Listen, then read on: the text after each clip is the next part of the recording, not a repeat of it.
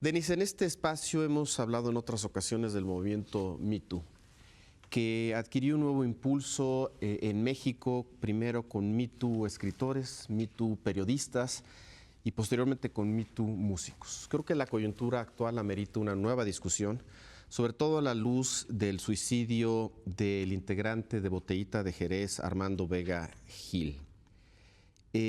¿Por qué no nos dices esencialmente cuáles son los hechos, en qué momento está esta discusión y qué opinas tú al respecto? Son varias cosas. Hace más o menos unos 12 días que retomó con gran fuerza el movimiento de Me Too, particularmente estos que acabas de señalar en ciertos grupos particulares, escritores, periodistas, cineastas. Y empezó a darse una enorme catarsis, porque esa es la palabra, de muchísimas, digamos, señalamientos de abusos y de acoso en estos sectores. Y eran de varios tipos, porque eso fue lo que empezó a ocurrir, digamos. ¿Y qué significa de varios tipos? Algunos de ellos eran constitutivos de delitos, es decir, claramente actos que tendrían o que podrían ser denunciados. Algunos eran denuncias con nombre y apellido, otras eran anónimas, algunas muy detalladas, otras genéricas, algunas incluso sobre problemas dentro de la pareja, de parejas, digamos. El tema es que el retrato de estas denuncias nos habla de una sociedad y particularmente también de unos sectores en donde parecería muy difícil que las mujeres puedan denunciar. Esto es extensivo a toda la sociedad mexicana. ¿Por qué? Porque el Estado no les ha dado las condiciones, no nos ha dado las condiciones para poder hacerlo, porque en los trabajos tampoco ha habido un compromiso ni de las empresas ni de los lugares de trabajo para con las mujeres que son abusadas. Y después porque hay una experiencia compartida en esas denuncias de que denunciar es igual a básicamente pues dinamitar el futuro laboral de la mayoría de las mujeres que se ven acosadas o abusadas. Esto, digamos que se desató en este sector de la sociedad, creo que es aplicable a todos, y efectivamente se hicieron y se han hecho denuncias anónimas.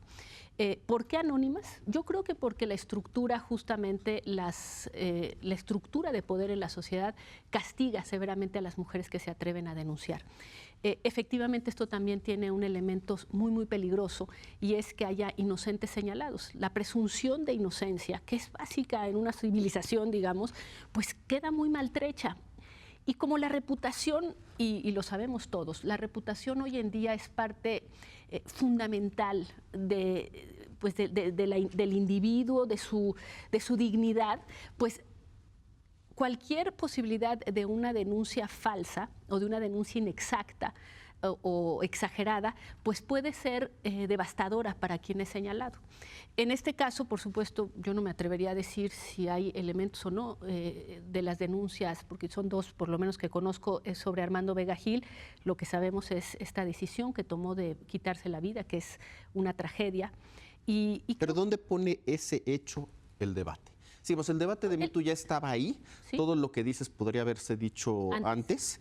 Digamos, adquiere un nuevo impulso, eso es cierto, y por sectores, pero este suicidio, ¿dónde coloca el debate en estos momentos? ¿O qué giro, o qué vuelco le da, si es que ves alguno o ninguno? Sí, yo creo que pone el acento en el tema del anonimato de las denuncias, y creo que rechazar que las renuncias anónimas es una cosa, bueno, digamos, es una de las posiciones. La otra es pedir que existan filtros, es decir, que existan grupos capaces de filtrar y decir estas denuncias son verosímiles y por lo tanto van a pasar una cierta, digamos, no, entonces pueden expresarse anónimamente, pero con el respaldo de alguien que diga que... A ver, nadie quiere que se convierta esto, porque además es muy delicado. ¿Te imaginas que al ser anónimos estas denuncias, pues se podrían prestar a cualquier tipo de venganzas, etcétera? Entonces, de lo que se trata, y yo creo que no hay que quitar el dedo del renglón, es las mujeres tienen que tener un espacio para expresarse. Las instituciones no han sido el espacio, este espacio tiene que preservarse, este hecho no puede simplemente decir se acabaron las denuncias, no, es cómo hacemos para que las denuncias se lleven a cabo sin lo que siempre hemos querido, que es, no se trata de acusar a inocentes o en los casos ambiguos tener destruir la reputación de alguien. Tiene que haber presunción de inocencia, pero tiene que haber un espacio para que estas denuncias se hagan escuchar. Leo.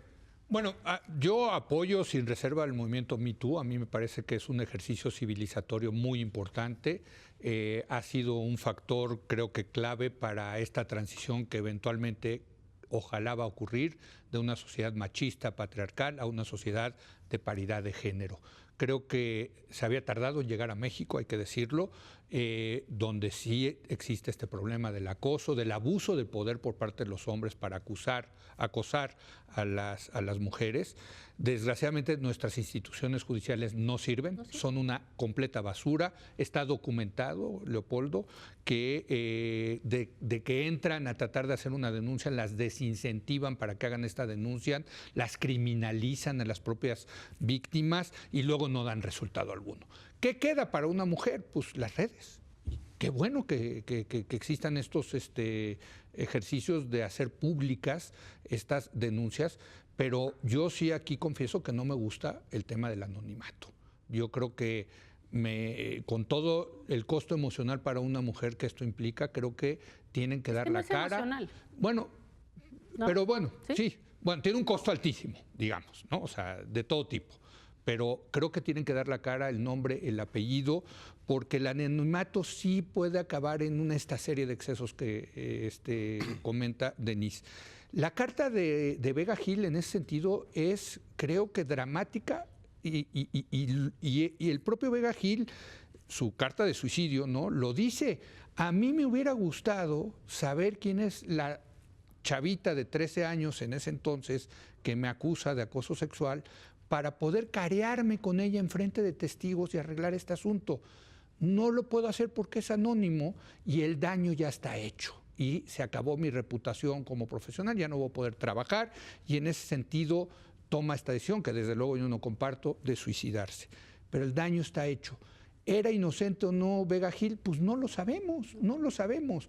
Y eso nos lleva precisamente al tema, creo que central de esta discusión, de si se vale o no el anonimato, porque hay que decirlo, hay que defender los derechos de las presuntas víctimas, pero también los presuntos culpables tienen derechos. Y creo que una sociedad civilizada tiene que procurar que haya un equilibrio entre esos dos derechos. René. Híjole, yo creo que es un cambio de paradigma, pero es un cambio de paradigma con 4 características difíciles. 1, se da en un ambiente polarizado. 2, se da sin que haya un puente generacional entre las primeras feministas y las de ahora. 3, se da con ausencia de matices.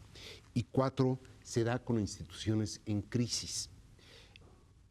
Cambiar el paradigma en esas condiciones es francamente complicado y lo más difícil todavía es que no ha generado un código de entendimiento y muchísimo menos una cultura.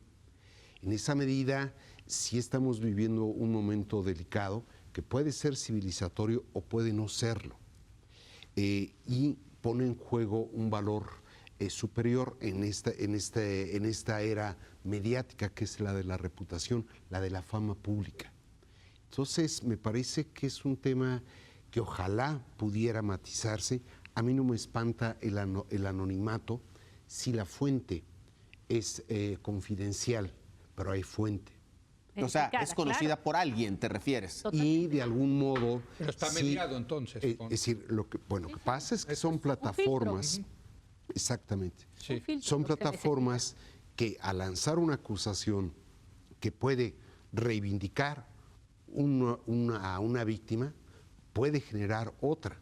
Pero sin ese filtro que de algún modo certifique la validez de la denuncia, dejando en la confidencialidad a la fuente, pues te cambia considerablemente las cosas. Lo que es peligroso es lanzar acusaciones sin verificación alguna.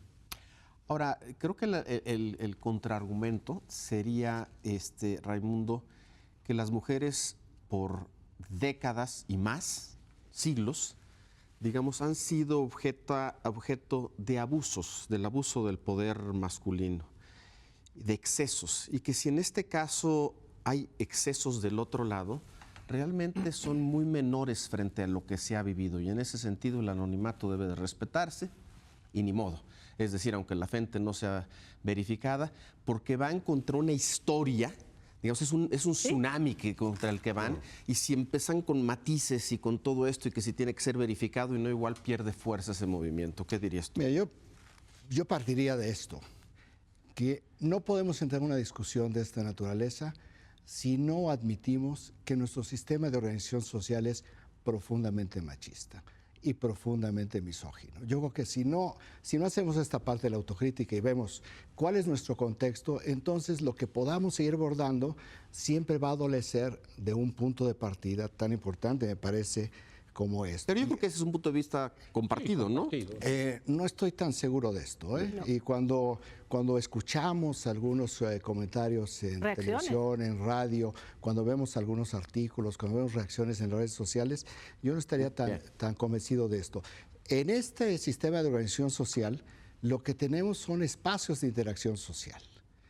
Y en estos espacios, lo que hemos visto, como tú dices, hace muchísimo tiempo, es que nos ha dado pie a un ejercicio sistemático de violencia sexual. La Comisión Nacional de Derechos Humanos define muy bien, hay una violencia estructural, las relaciones de poder, hay una violencia de género, mucho que tiene que ver con la misoginia, hay una violencia sexual, donde la mujer, no el hombre, la mujer es vista, es utilizada como un objeto. En este contexto, el suicidio de Armando Vega Gil lo que hace es colocarlo o socializar algo que estaba latente, que se venía generando, como decía Denise, hace ya un buen tiempo y no salía de un espacio acotado. Y aquí hay algunas aristas. Vemos en este suicidio también una profunda división e incluso quizás simulación. Si yo he leído algunos textos donde dicen es que no se verificó. Dicen, bueno, verificar de un lado sin verificar del otro. ¿Por qué un suicidio que es tan dramático, tan trágico, tan lamentable? Aquí seguro ninguno de nosotros va a opinar diferente. ¿Por qué se le da más beneficio de la duda a él de la persona que denunció? Aquí me parece, y coincido con ustedes, no coincido con Leo, que la denuncia anónima sí es un recurso a partir de, y parafraseando a una colega periodista, ¿por qué se discute si es anónima o no en el país del 99% de la impunidad? Cuando además aquí ya estamos viendo, y lo hemos, tú lo comentabas, todo lo que te piden, o todo lo que le piden a una mujer para poder hacer una denuncia judicial. Es terrible, o sea, no se puede. Y además, ¿qué tantos casos se puede llegar a documentar? Y se puede, porque además, documentar porque es un tema altamente subjetivo, que seguramente, o quizás hablemos más adelante, que nos tiene a nosotros metidos, y con esto concluyo, en una polarización sobre este tema. Yo me pregunto, ¿y hay otro camino? En este momento hay otro camino más allá de la polarización. Estamos viendo ingredientes emocionales, pasionales, fracturas de género, fracturas dentro de los mismos géneros, visiones, aspectos generacionales, en donde yo lo que pienso es, pues qué bueno que comenzamos, tenemos que encontrar y tenemos que tener una curva de aprendizaje para algo que, por cierto, fue una discusión, un debate público en Estados Unidos en 1991. De ese tamaño traemos el retraso de ciertos temas en los cuales nuestro déficit social, cultural es monumental. Joaquín. Yo parto, Leopoldo, gracias, y coincido con Raimundo de que este es un país profundamente machista. Y voy a dar un ejemplo muy simple, el tránsito. Cuando hay un incidente entre dos hombres, uno le mete a la madre al otro. Cuando hay un incidente con una mujer, dice, por decirlo decentemente, vieja tenía que ser. Desde ahí, ¿sí?, hay un machismo. Segundo punto para mí que es fundamental, todas las mujeres han sido acosadas de un modo o de otro, en México. No, yo estoy hablando de México, ¿sí? Han sufrido cualquier tipo de abuso. Y cuando digo cualquier, no como los cronistas de deportes que lo dicen como sinónimo de mucho, no, sino de diverso. Dos, ahora tres, me voy con que El anonimato es un riesgo, Leopoldo, es un riesgo porque, pues mira, permite efectivamente denuncias que de otro modo no se harían, pero también permite venganzas o infamias que de otro modo no se harían. O hasta extorsiones. Bueno, y lo que llegamos es que hoy en día en las redes una acusación es sinónimo de sentencia y de culpable. El anonimato puede desvirtuar la misma causa de las mujeres. Yo sí estaría por el que hubiera un mecanismo que no hay, porque es un problema de crisis de instituciones. Y doy este ejemplo. En Estados Unidos ayer se informó que un exastronauta está siendo procesado porque 2 mujeres lo acusaron de violación. El fiscal tiene los nombres. El juez que lleva el caso tiene los nombres, pero los nombres se mantienen en secrecía. A mí me gustaría que este esquema se siguiera aquí, pero no se puede hacer por el sistema de procuración de justicia, que es un desastre. A lo mejor una organización nacida desde la sociedad A lo mejor civil. una organización, exactamente, porque si nos vamos, Leopoldo, con el sistema de procuración de justicia o incluso con el sistema de impartición de justicia, no se puede garantizar la secrecía.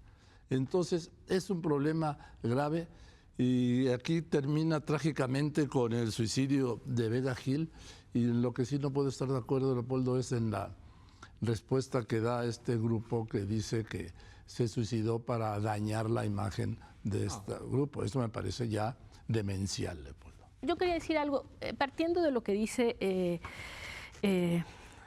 Raimundo, que es un sistema de violencia estructural.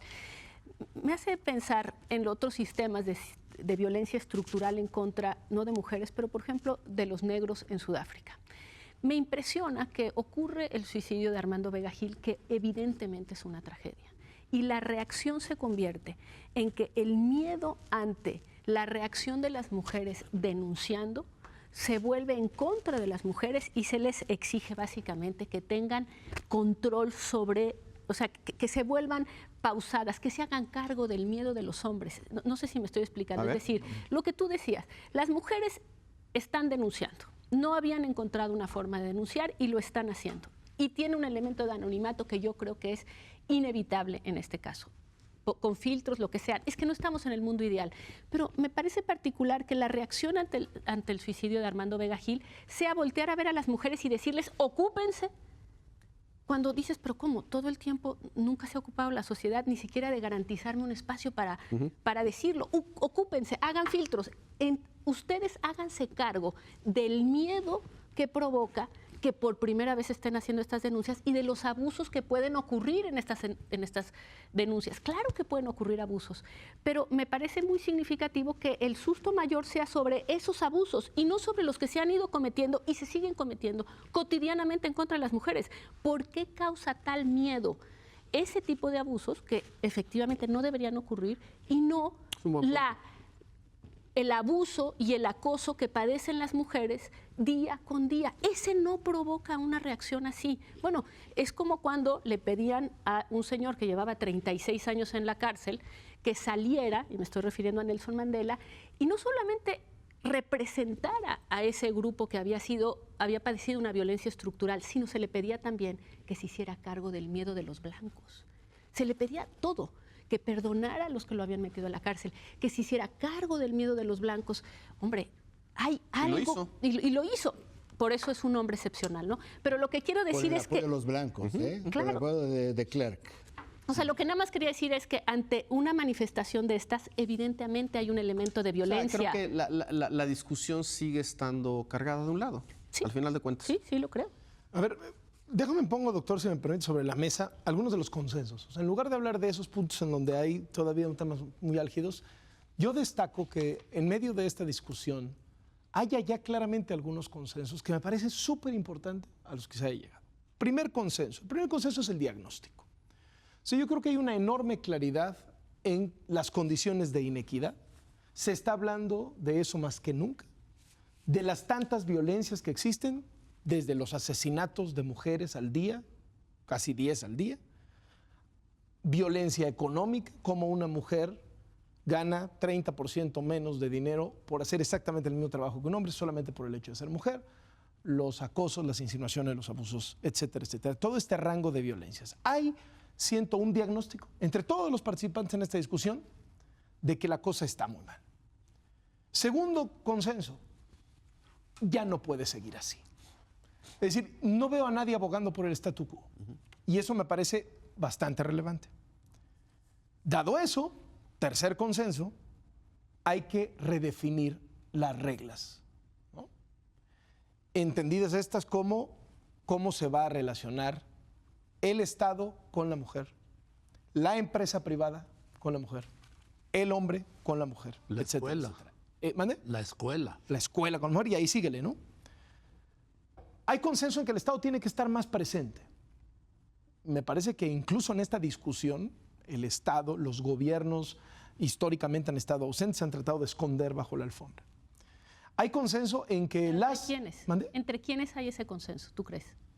Que el Estado tiene... Yo No, veo en la en discusión las- que la mayoría de la gente, la inmensa mayoría de la gente dice el gobierno tiene que estar más presente en esto, tiene que mejorar los Sí, que no hay ministerios vías públicos, las institucionales denuncias, para darle causa a mejores esto. leyes, etcétera. También veo que hay un consenso de que instituciones y empresas privadas tienen que establecer protocolos, reglas, ¿no? Tienen que entrarle pues a los temas, tenemos que entrarle todos. Si hay diseño institucional, ¿eh? Sí existe un diseño institucional. ¿Institucional gubernamental, dices? Sí. Es que yo creo O que sea, culturalmente no hay leyes consenso. No, pero no funciona. Bueno, esa está? es otra cosa. Sí, pero sí. son 11 entidades, Sí. incluida la Ciudad de México, que tienen leyes donde se tipifica. ¿Y qué es lo que sucedió? Entre el 2014 y el 2017, solamente aquí en la Ciudad de México, se incrementaron las denuncias en 433%. ¿Y qué ha pasado? Nada. Pero Que se Ese es el incrementen las problema. denuncias, Ray, a ver, no quiere decir necesariamente que se incrementan los hechos, no lo sé.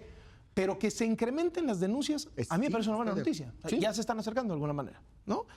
Y cierro con un asunto. En esta redefinición de reglas, en donde todo está en juego, creo que hay dos temas que vale la pena tomar en cuenta. Primero, que toda mujer que quiera establecer un punto de vista sea escuchada, o sea, que no haya linchamientos contra mujeres porque algunas quieren ir más lejos, otras no quieren ir tan lejos, unas son más radicales, otras son más moderadas. Creo que todo el mundo tiene derecho a dar su punto de vista. Y segundo, las fronteras son bastante, ¿cómo decirlo?, dinámicas. Lo que para una mujer puede significar un acoso, o para no decirlo hipotéticamente, ante hechos concretos y denuncias concretas, hay mujeres que piensan que eso sí constituye un acoso y hay mujeres que piensan que eso no constituye un acoso. ¿Cómo se va a hacer para que estas fronteras, ¿no? Y eso me parece que es una discusión que está funcionando, para que esas fronteras Bueno, sean... Es en un una país de redefinición instituciones social. eso Sí. lo definen. Así es. Las cortes, esencialmente.